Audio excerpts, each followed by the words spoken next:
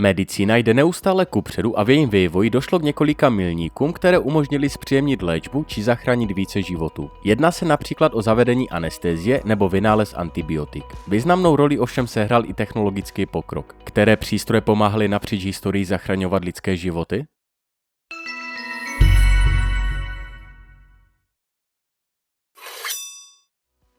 Jehla spojená s injekční stříkačkou je vynálezem starým 170 let.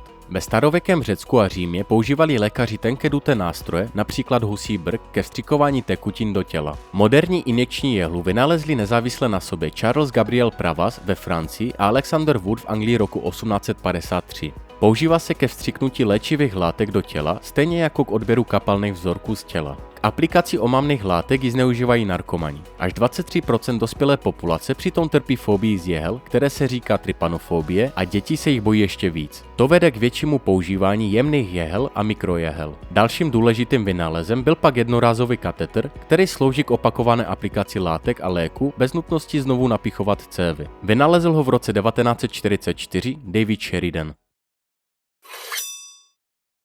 Zubním kazem trpěli již pravěcí lidé. Důkazy o zubním lékařství pocházejí už z roku 7000 před naším letopočtem. V údolí řeky Indu léčili lidé zuby pomocí lukových vrtáků. Následně je nahradili mechanické ruční vrtačky. Přelomovým vynálezem, který zbavoval lidi úporné bolesti zubů, byla pneumatická zubní vrtačka poháněná pedálem ovládaným měchem, kterou si v roce 1875 nechal patentovat americký zubař George Green. Znamenala doslova revoluci v péči o zuby. Následovaly jí vrtačky elektrické, mikromotorové a turbínové.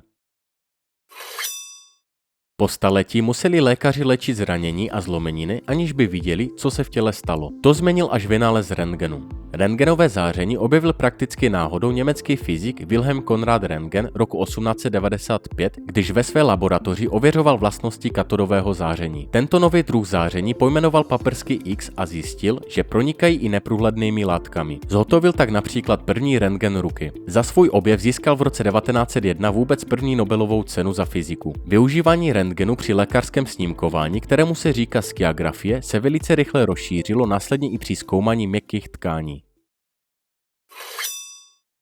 Podle odhadu lékařů trpí onemocněním ledvin každý 10. Čech. Zhruba u 9000 pacientů ledviny selžou úplně, což znamená, že nemohou plnit svoji základní funkci spočívající v odvádění odpadních produktů z těla moči. Tito lidé jsou pak odkázáni na dialýzu neboli umělou ledvinu. Jejím otcem je holandský lékař Willem Kolff. Jeden z jeho prvních pacientů, který zemřel na chronické selhání ledvin, ho inspiroval k vytvoření prototypu umělé ledviny sestávající z plechovek od pomerančového džusu, použitých autodílů a střívek na klobásy. Světlo světa spatřil roku 1943. Kolff jim ošetřil 15 lidí, ale všichni zemřeli. Až u 67leté pacientky nacistické kolaborantky slavil úspěch. Tento přístroj se dnes používá k léčbě poruch srdečního rytmu a je operován pacientovi přímo do těla. Vedla k němu ovšem dlouhá cesta přes externí přístroje na podporu srdeční činnosti. První kardiosimulátor, který bylo možné vložit do těla, vyvinul švédský inženýr Rune Elmqvist na základě požadavku švédského kardiochirurga Eikiho Seninga, který jej v roku 1958 operoval prvnímu pacientovi. Dalším přístrojem, který zachraňuje pacienty se srdečními chorobami, je umělé srdce. První myšlenky na něj se zrodily už v roce 1812, avšak první trvalé umělé srdce bylo poprvé operováno člověku až v roce 1982. Jeho autorem byl americký lékař Robert Jarvik.